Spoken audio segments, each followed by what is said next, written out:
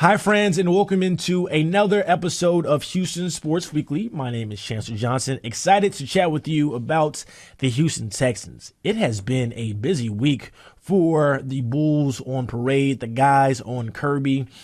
First, the big announcement, as they were kind of teasing, at least for the past week or so, what would they do on June 12th? And we got our answer on Monday as they announced that they were inducting the Texan great, and by my opinion, the greatest Texan of all time, J.J. Watt. And we'll get into that a little bit later on, but as far as I'm concerned, it's between J.J. Watt or Andre Johnson. J.J. Watt is going to be a first ballot Hall of Famer. Andre Johnson is now in his third time up for that ballot. Both will be in the Hall of Fame, but to me, that's the difference. You look at J.J. Watt's resume, 3-time Defensive Player of the Year, unheard of. 5-time first-team All-Pro, 5-time All-Pro player, unheard of. I mean, the guy was the greatest defensive player of his era, which, once again, we'll discuss that a little bit more and hear some of the reaction from him. That was kind of earlier in the week. And then towards the mid part of the week, it was mandatory minicamp for the Houston Texans. We saw the return of certain guys like Pro Bowl left tackle Laramie Tunsil, and also starting cornerback for Houston, Steven Nelson. He's kind of dealing with a contract dispute. He wants a raise. I'm not mad at the young man. Go get the bag, sir. He hired the famous and one of the more popular agents in the league right now, David Mulligetta, to hopefully get that deal done. And he means a lot to this Houston Texans defense. If you go back to last year when he was with Lovie Smith, I thought he was steady consistently. And even with Derek Stingley Jr. out for a good chunk of that year last year, Steven Nelson was the one out there guarding the number ones for a good chunk of that and holding his own. So you bring back Derek Stingley Jr., hopefully healthy for a full season. You bring back Steven Nelson, who is under contract regardless of what happens on his extension. They could have a really solid pairing there. And then you look at the back of the secondary as well. Jalen Peachy, Jimmy Ward. The Texans defensively could be really, really sound. And then, of course, with Anderson, Jerry Hughes on the edge, Malik Collins, and Sheldon Rankins on the interior. Like, hey, man, don't sleep on the Texans defense. Maybe that Bulls on parade that we're used to under the DeMeco Ryans era, we'll see a little bit more of that. But speaking of the Texans, I had a chance to catch up with Big Sarge of the Houston. He covers the Texans here in Houston. And then, of course, our KPRC2 Click 2 insider Aaron Wilson for the latest at minicamp, J.J. Watt, and more. Day one of Texans minicamp on this hot Tuesday. Big Sarge of Texans Wire USA Today and Aaron Wilson of Click 2 Houston. And guys, still T-shirts and shorts so far, but throughout this offseason, who stood out to you so far, Sarge? I think that it's going to be a surprise to a lot of the fans. I am really liking what I'm seeing from Juice Scruggs. The amount of time, the amount of reps that he's getting on a day-to-day basis. And I'm seeing that he's starting to pick up and learn more and more as we went through the mini camps. As we went through the voluntary OTAs and now we're at the mini camp, I'm seeing more and more progression from him. What about you, Aaron? Chancellor, Tank Dell, I don't know if he's a surprise, but I think that he will show people that he can get off of press coverage one way or another, and once he's open, he knows what to do with the football. He'll catch it. He'll make some people miss. I would put my money on Tank Dell possibly being the most impactful rookie. Pair of rookies getting it done so far early on. And once again, it's still really early with shorts and T-shirts on so far with no pads. But the big news of the week has been the announcement that the Houston Texans were going to induct J.J. Watt into the Ring of Honor. He will be the third member. You guys have both been covering the Texans for a long time. Aaron, I'll start with you. What did Watt mean to this organization? Watt meant everything because Watt was someone that you could say, this was a legitimately great football player. You can't say that about many. You could put them in the category of the very good. It only a few select guys like Andre Johnson, like J.J. Watt, could you truly say, well, that's greatness.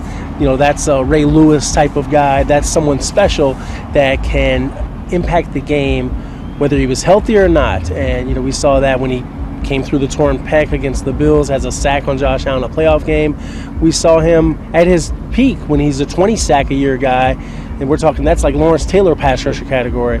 He's a first ballot, as soon as he's eligible guy. One of the most dominant defensive players of his era. First stop is this induction to the Ring of Honor, and then soon, of course, he's going to Canton as well. Oh, for sure. And one thing that I loved about J.J. Watt is He was 3-time Defensive Player of the Year, but he could have easily have been Offensive Player of the Year as well. MVP, quite even. Right, here's a guy that you could put on the offensive side of the ball and run him out of the backfield, put him at the tight end position. I wouldn't be surprised if JJ couldn't have played wide receiver. But the one thing that really stood out to me about JJ is his philanthropy work and the way that he brought smiles to the fans, the way that he never ever did not interact with fans. Every time he seen a fan, he made sure that he interacted with them. And you know what he did here as far as the hurricane relief was concerned, that was amazing. Andre Johnson or J.J. Watt as the GOAT of this Houston Texas franchise? Whew. Put you on the spot. Ooh, that's going to be a hard one, but I would have to say Andre. Over J.J.? Yes, because Andre had to do it with, I don't want to say less talent, but Andre never really played with a Hall of Fame quarterback, and that's what dictates what these wide receivers and how they end up in the hall playing with really good quarterbacks. And with JJ was allowed to do it on his own. JJ dictated what his numbers was going to be, whereas Andre had to wait to see if he was going to get the ball or not. 3-time Defensive Player of the Year, 5-time first-team All-Pro. JJ or Andre for you, Aaron? Right. Obviously, Andre, ton of respect for him, covered a lot of his games, and really one of the most physical wide receivers that I've seen up there with the Anquan Boldens, guys like that, Hines Wards, guys that were very tough physically. But when I think about just touchdowns scored, things like that, he's having a little bit of tough time getting into the hall, and hopefully he'll get in this next round.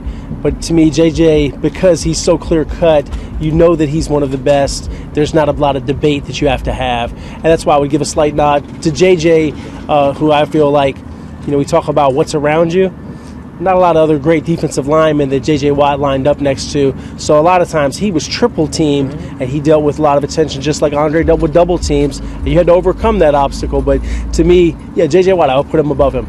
Both will be in the Hall of Fame. There's no doubt about that. Now, going back to minicamp today, we've seen C.J. Stroud throughout this offseason. He's been taking some reps with both the ones and the twos. But what does he need to do, guys, to be the guy taking the reps with the number ones for the rest of training camp and throughout to start the regular season?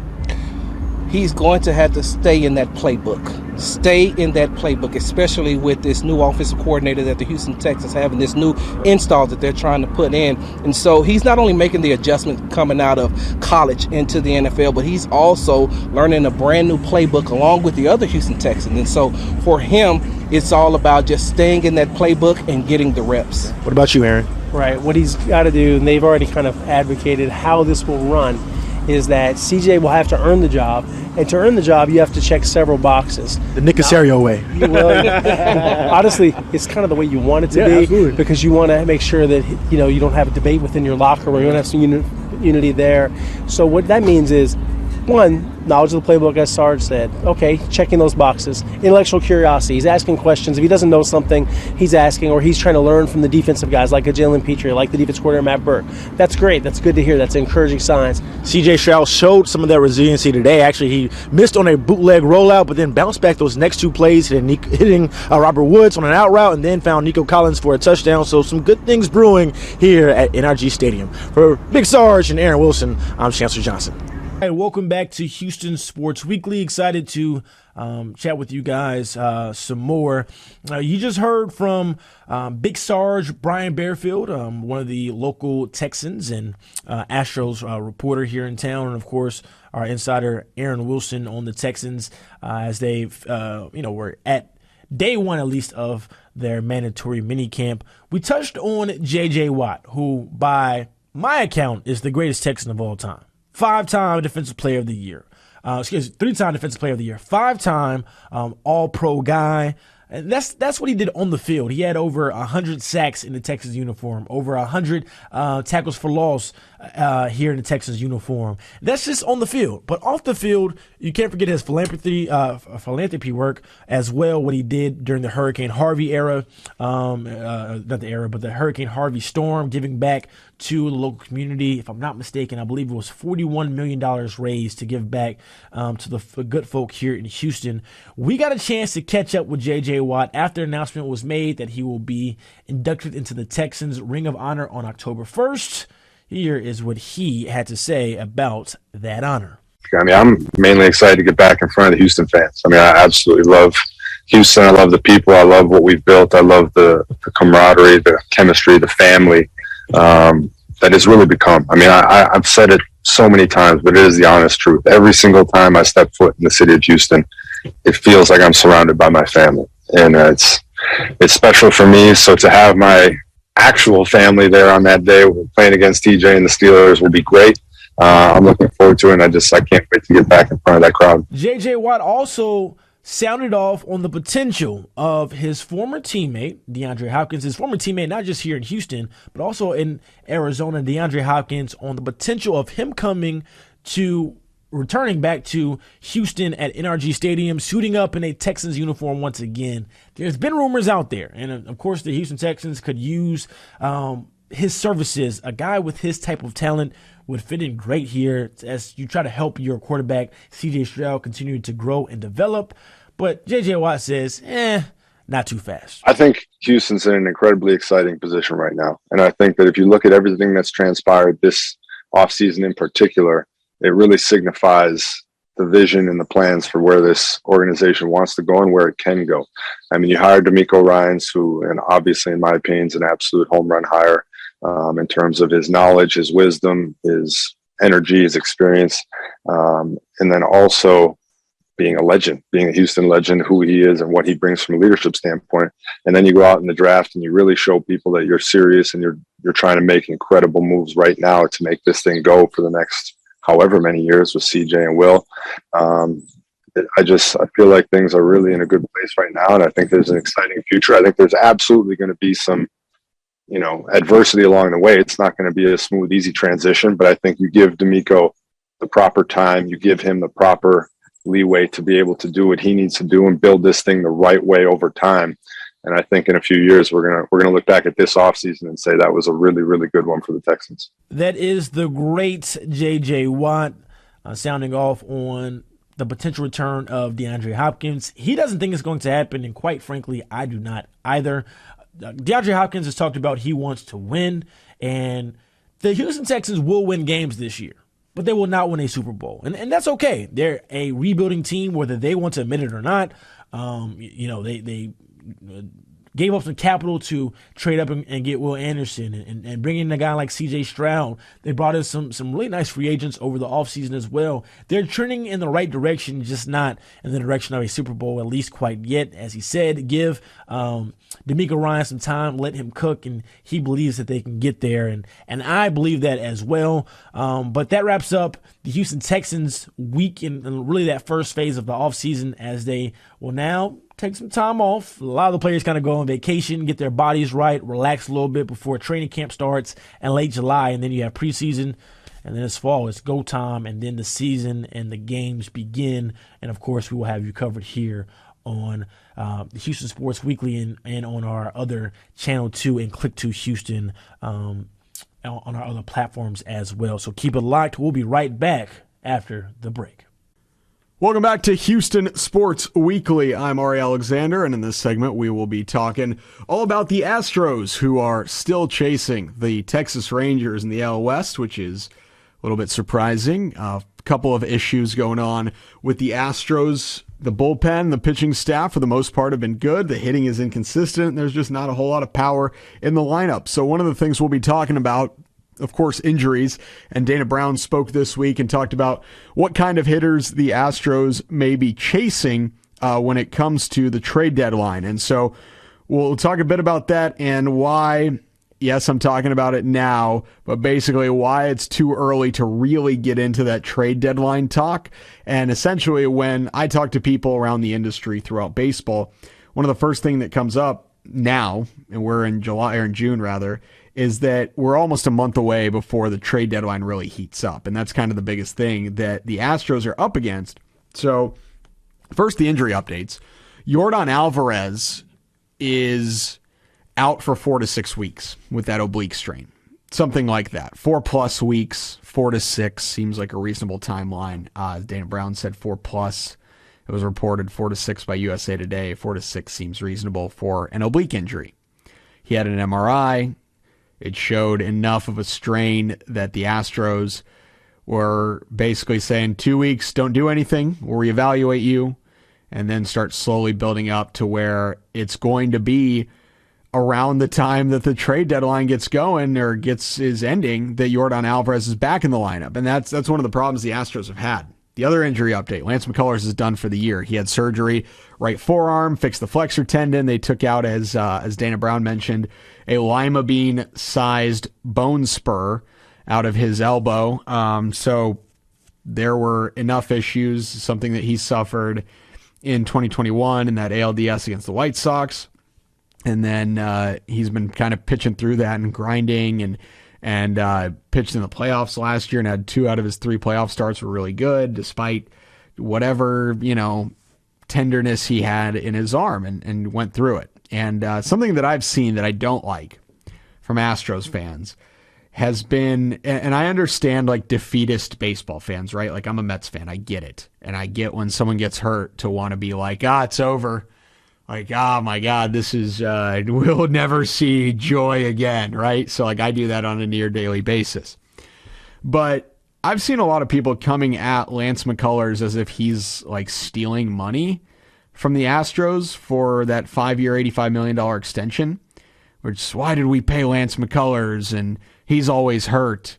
Well, he was a big part of a World Series last year. Yeah, his game in the World Series itself wasn't good, but a great game against the Yankees in the CS, pitched great against the Mariners in the DS, pitched great down the stretch last year in those last 8 starts. He had a 2.27 ERA, pitched great for all of 2021 when the Astros were not a juggernaut. They were merely good and made it to the World Series, and then got hurt in the DS, which is obviously frustrating, and they kind of didn't have the horses to keep up with the Braves in the 2021 World Series. And last year, Lance was in the rotation, and the Astros won a World Series. And he was a big part of the 2017 World Series, and that's a second ring for Lance.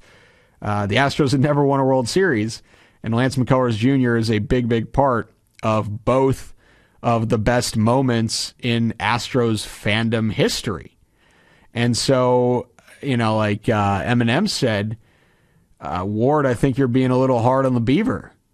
You got to take it a little easy on Lance. You think Lance wants to be hurt? Like, yeah, he's a little fragile. He has struggled to stay healthy throughout his career. It's a reasonable point of contention.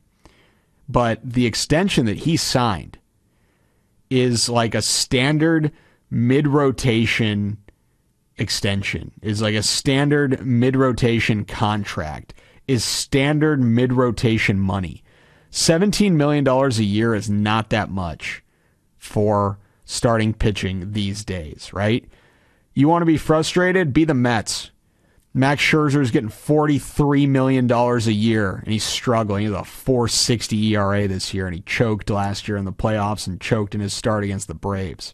Justin Verlander left the Astros to go to the Mets, is making $43 million a year, and he's going every other start. Good one, bad one, good one, bad one, good one, bad one. He's the highest paid player in baseball. Him and Scherzer are tied, and they're both been okay to not great.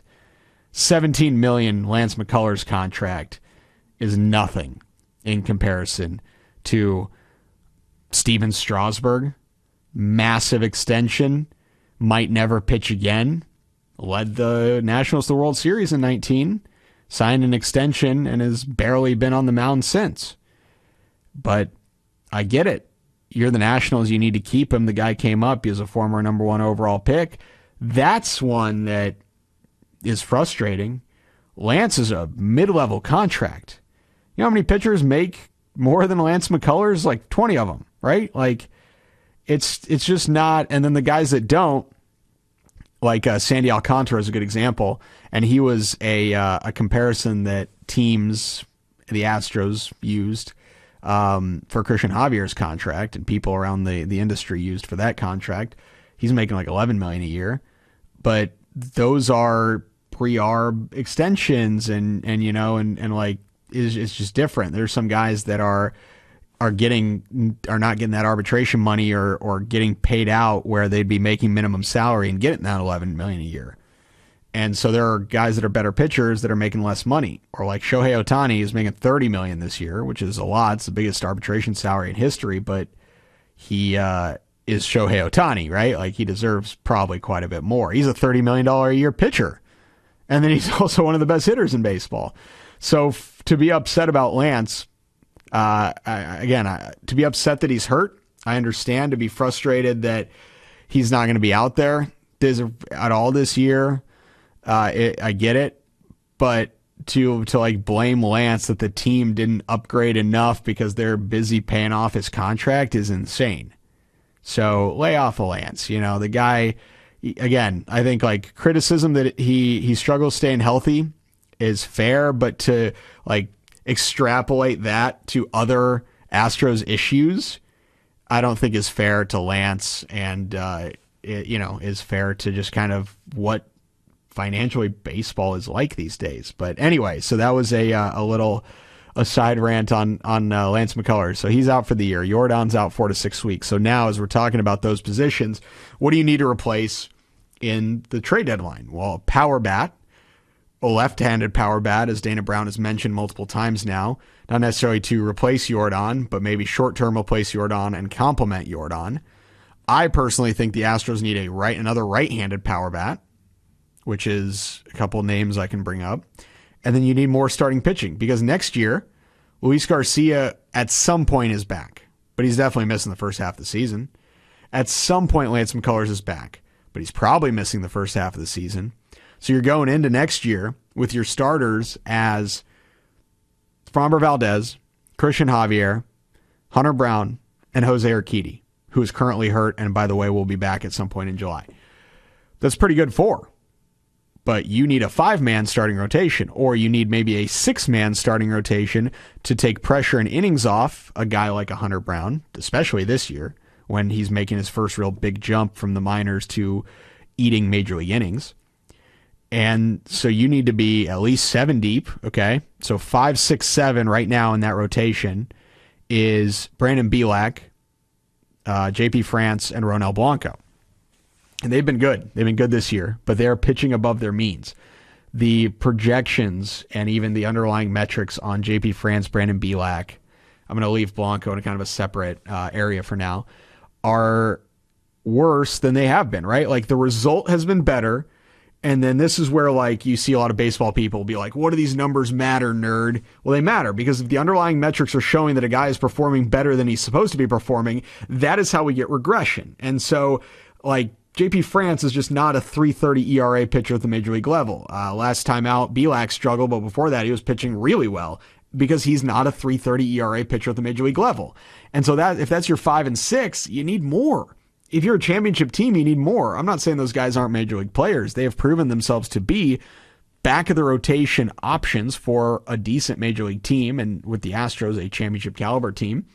But if you want to leave no doubt, right? Baseball's hard. Winning is hard. The Astros have been awesome for the past however many years, and they've only won 2 World Series. They've been in 4, and they could have won 4.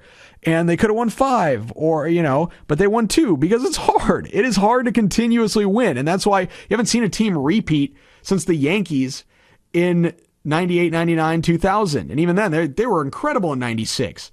And then they didn't even make it in 97. And then they won in 98, 99, 2000. They made it in 2001, and they were incredible. And they lost in 2001. They didn't make it in 02, and they made it in 03, and they lost because it's hard, because baseball is hard. And so what you need to do roster building wise, especially when you have the financial means, and the Astros do, and I know Jim Crane does, is leave no doubt. Make that offense as good as you possibly can within reason. Make that pitching staff as deep as you possibly can within reason. And so you are now looking at starting pitchers. So now as we're running out of time, because I am ranting here, we'll run through some names that I like. Lucas Giolito on the White Sox is a big one. Pitching well, 360, 380 ERA this year. He's been much better. He started kind of slow, has been better. He's a free agent next year. Prospect cost isn't going to be massive. They need a catcher. Okay? Their catchers are Yasmani Grandal, who they signed to a big contract and has been disappointing. Sebi Zavala, who is not a long-term option. And then you look at their minor league, their top 30 prospects on MLB Pipeline, and there's no catchers, right? So the Astros have too many catchers. They have Yainer Diaz, who is ready to be the starter in 2024. They have Martin Maldonado, signed through this year and is going to be the starter this year. They have Cesar Salazar, who Dana Brown clearly likes. Dusty Baker likes to be a backup catcher. Everyone knows, and Cesar knows what he is. He is a backup catcher, and he's real solid in that role. good with the pitching staff, good in the clubhouse, can hit enough to not be a liability in the lineup. He's a good. I think he's going to have a nice long 7-8 year, hopefully 10-year career as a backup major league catcher. Just could bounce around, could be with the Astros for a while, but he's a big leaguer, right? To me, he's a big leaguer. I've always liked him since I covered him at Arizona. I think he's a big leaguer. Then after that, you have Corey Lee. Corey Lee's the guy that I think you have as trade bait. Because behind Corey Lee, you have Luke Berryhill, who's a guy you drafted fairly high. I know Lee was a first-round pick, but Berryhill, fairly high draft pick, already in AAA, playing pretty decently. There's a couple other guys in the system that are coming up. The Astros have plenty of catchers in their system. You can use Corey Lee. The White Sox rather have a weak spot at catcher. Astros need a pitcher. Corey Lee and something, probably have to throw in another starting pitcher in there. I would assume that a guy like Spencer Getty is protected for Lucas Giolito. Shane Bieber, I think, is going to be, of the Cleveland Guardians, I think is going to be more expensive. That's a guy. Jordan Montgomery, lefty starter. He's a free agent at the end of this year for the Cardinals. The Cardinals are a disaster. They need to sell. They need pitching, so they don't need catching. So the Corey Lee thing doesn't make sense there. Maybe you trade them an outfielder, but they also have a million outfielders, none of whom are really living up to expectations. So there's just you're going to have to figure something out for a trade. That's Dana Brown's job. It's not my job. I just think that there's an easier path with the White Sox to figure out a trade. So at the end of the deadline, I want to see a splash hitter, like a Jorge Soler would be nice. But again, the Marlins are sort of still in contention right now. Randall Grichuk, to me, is a nice backup option. The Rockies aren't good. They will sell. But right now, what we're seeing in Major League Baseball is we know who the buyers are, right? The Yankees, the Astros, the good teams, those are buyers. We don't know who the sellers are yet, and we won't for a while, because with the extra wild card, so many teams really have a chance of making the playoffs. And so we know who the buyers are. We don't know who the sellers are. It's going to be a seller's market, and they're going to be able to demand some high prospect costs, which is something the Astros don't have. So it's going to be an interesting trade deadline. So this has been our talk on the Astros on KPRC 2+ on Houston Sports Weekly. Thanks for keeping up with us on click2houston.com. Thanks for keeping up with us on KPRC 2+ and, of course, on TV.